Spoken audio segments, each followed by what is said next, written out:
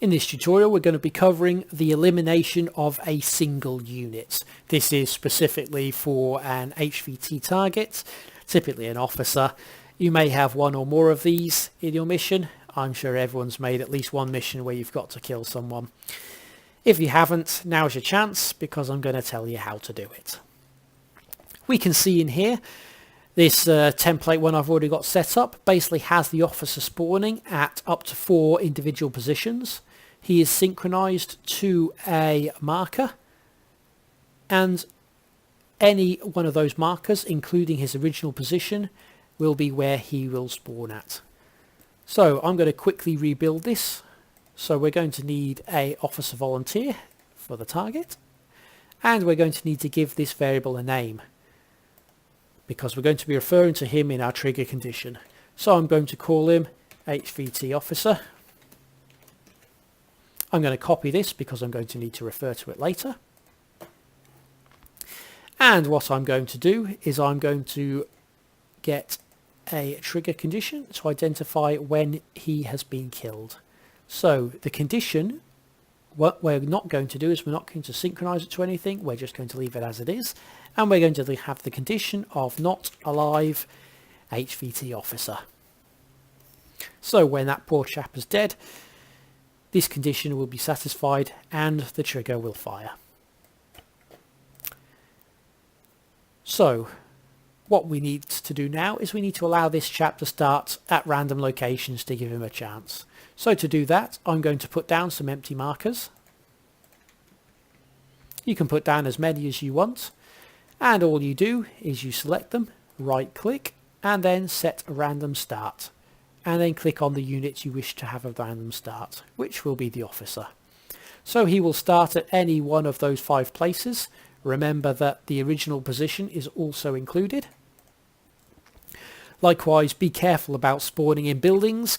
Sometimes he might appear under the surface, so you do have to be very careful about where he is placed. Do not let these markers drift over rocks, because the annoying catch is you can't see them in game.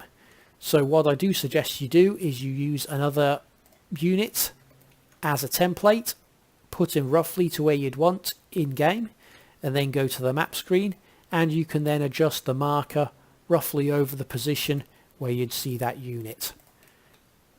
Avoid you clipping into any rocks or anything like that. So now we've got the officer down. We've got the trigger that will fire when he has been killed. We just need to set up the task. We use our familiar task state and create task. There's nothing complex here that we haven't done the last tutorial. We set the title, we set the module position, we'll leave that as it is. Our task type will be kill, which, if I knew my alphabet, is under K. And we synchronize them all together. I have just there forgotten to set the task state. Otherwise, we won't do anything if we fire this trigger. And likewise, as before, we're going to have a quick objective marker to fire when the task has been completed. Again, this marker might not be required if you are using the module position marker on the map, because the 1 and 2 are basically the same, but well, we're just going to leave it on for an example.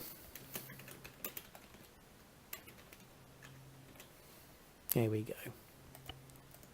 So even though there are no activation fields in here, because we are using our custom condition, as in we are not using this list or this trigger, we are using our own separate condition to check this trigger if it can fire or not. We can put any number of different options in here. For instance, maybe we have to kill the officer and also kill his friend. We'll call him HVT officer 2. What we can do is we can add another condition to say and not alive HVT officer 2, and that will indicate when both of them have been killed. the trigger will then fire. What we might also do is we might synchronize this officer to the, sorry, we might synchronize this create task module to the actual location of the officer.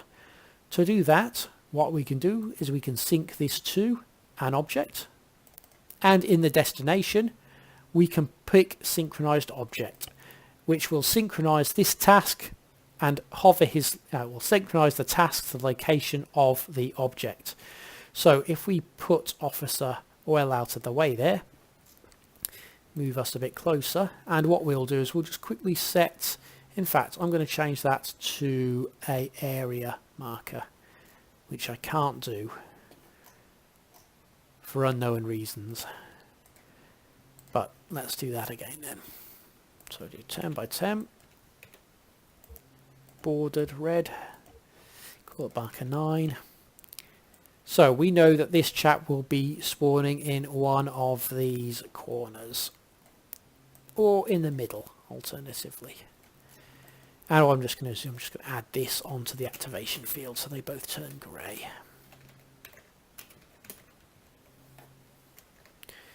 Okay, so when the HVT officer is dead, this will turn grey, but we will be able to see which position he spawns roughly, and we should be able to identify that because he is synchronized to the destination of this task. So when we go and check the map,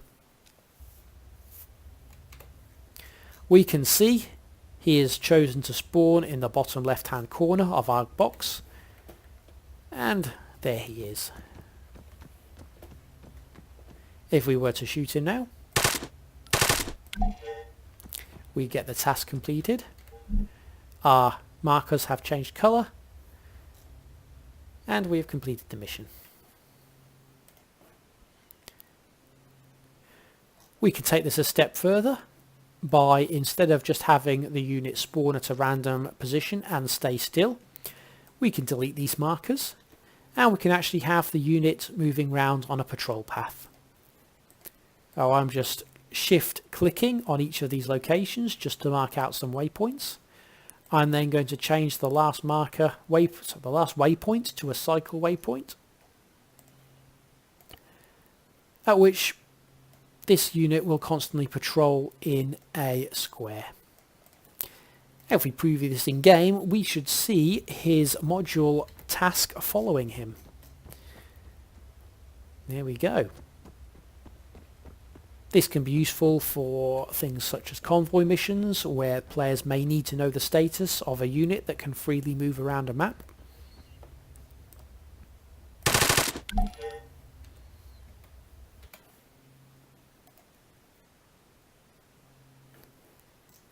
And I think that's the basics on the location and killing of a specific unit. We can of course use stationary objects. There is no requirement for the object to be a unit. As long as it's any destructible object, we can always use the not alive function. For instance, ammo crates can be destroyed. Fear cache is one. There we go. So what we're going to do is just remove that waypoint. We're going to steal the variable name from our chap here. And what we're going to do is we're going to use this ammo cache as our target. We don't need to change the condition because when this cache is destroyed, the trigger will still fire. The only alteration we need to make is destroy cache. There is no synchronized object, so we'll just leave the position as it is.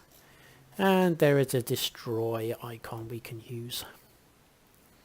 We preview that. Hopefully there's some charges in here.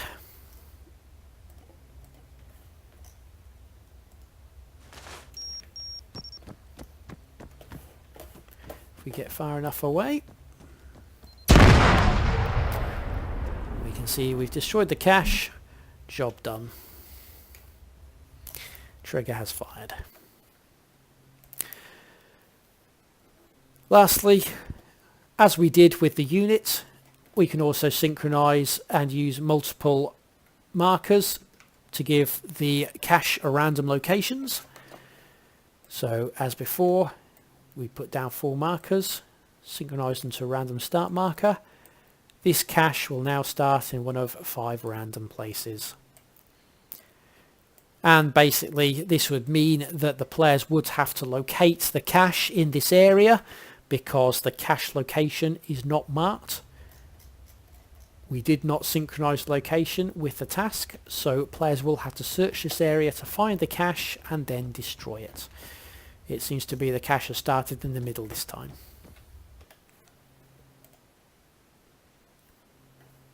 And that is the basic principles of locating and eliminating a target.